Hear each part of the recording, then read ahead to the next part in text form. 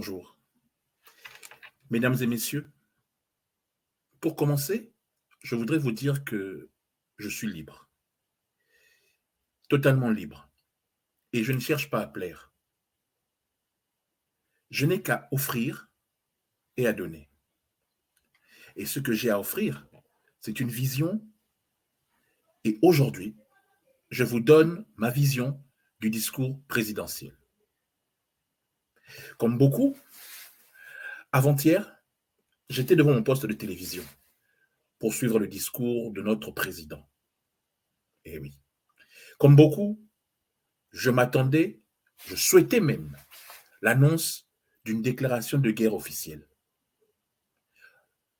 et la fermeture de nos frontières ou de toute disposition contraignante contre l'ennemi désigné, soutien du M23. Au premier abord, tout comme vous, j'ai été déçu. J'ai même trouvé que son discours était un peu vide. J'ai même été tenté de vous proposer une émission à chaud, directement après, pour critiquer le discours de celui-ci. Mais j'ai pris le temps de réécouter son discours,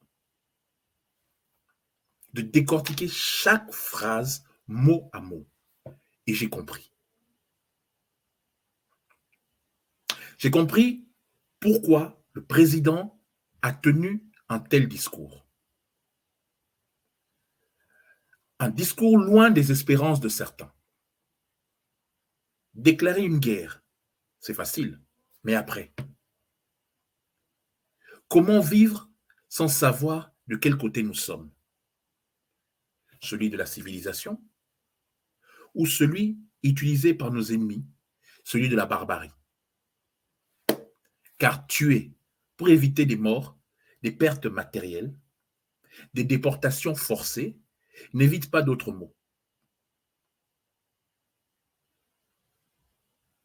Comment nous, Congolais, en voyant nos enfants mourir pour nous, pourrons éviter les cris et les pleurs quand on viendra nous annoncer que ceux-ci sont tombés?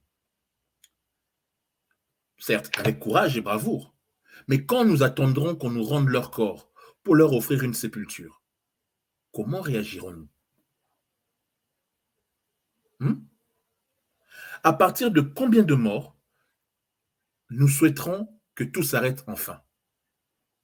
Ou de dire, est-ce que tout vraiment a été fait pour éviter cette guerre?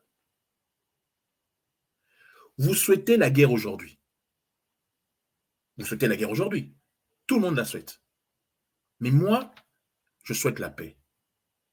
J'ai compris. J'ai compris l'adage qui dit, pour avoir la paix, il faut préparer la guerre. Préparer. Mais pas la faire nécessairement.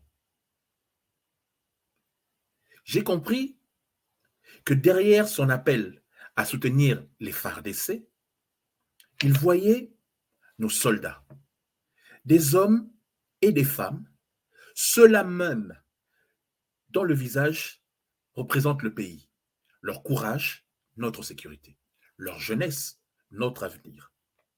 J'ai compris.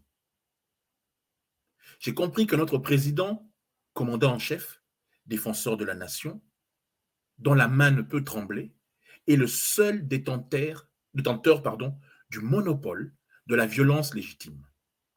Le seul responsable, ça sera lui et aucun d'entre nous qui ne pourra supporter le quart de la moitié de la solitude que cela implique. J'ai compris. J'ai compris qu'il doit être prêt à tout pour protéger et préserver les enfants de la République.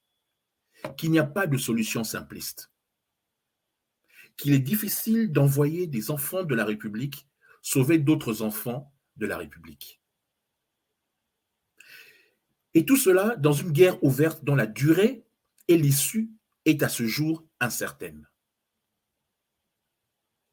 Plus de morts, encore, plus de désolation. Mais j'ai compris que si ce choix bien difficile, devenait inéluctable, eh bien, il le prendrait le moment venu. Quand toutes, mais vraiment toutes les options auront été prises. J'ai compris qu'il n'est pas trop tard pour ceux qui nous agressent et qui subissent enfin une pression internationale, de faire l'ultime choix de la paix. Mais surtout, j'ai compris que si nous connaissons parfaitement nos ennemis, extérieurs et intérieurs, leur seule véritable force, c'est notre faiblesse. Oui, oui. Leur seule et véritable force, c'est notre faiblesse d'être tentés de nous diviser. J'ai compris.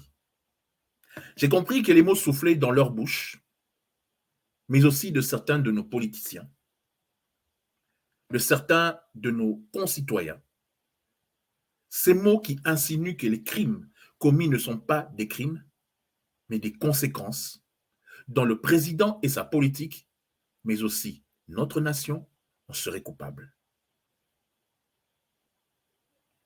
À ces accusateurs, perdus dans leurs petits calculs, dont certains pensant déjà aux prochaines élections, à ceux qui cherchent le clivage, à ceux qui dénoncent plus la politique menée que les actions de nos ennemis, au roi de la controverse théorique et historique, qui ne sert que l'évitement des responsabilités immédiates dans le présent, ici et maintenant.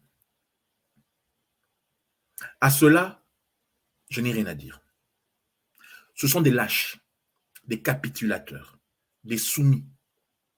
Leur regard nous salit. Leurs mots me dégoûtent. Et je n'ai que du mépris pour eux et toute leur conspiration au niveau de cours d'école. J'ai compris. J'ai compris qu'on ne marchande pas avec les soutiens ou les convictions, que cela ne s'achète pas. J'ai compris. Que le président souhaite une impérieuse consolidation républicaine. Une initiative commune contre tous les extrémistes de tout poil, la voie de la raison, l'union de tous, pour dire aux ennemis que la RDC est unie. Son appel ne s'adresse avant tout aux hommes et aux femmes de conviction, d'honneur et de devoir, quel que soit leur bord politique, pour qui la place de la défense de la République est au-dessus de toute autre chose. Et avec le soutien du peuple, car en République, c'est surtout le peuple qui décide. J'ai compris que son premier désir en tant que président, c'est que nous marchions tous ensemble contre les ennemis, contre tous les ennemis de notre pays. C'est de montrer au monde une détermination sans faille, le visage de notre volonté partagée d'être un peuple uni, uni et donc indivisible, uni et donc invincible. Merci à tous de m'avoir écouté. Merci. Merci beaucoup.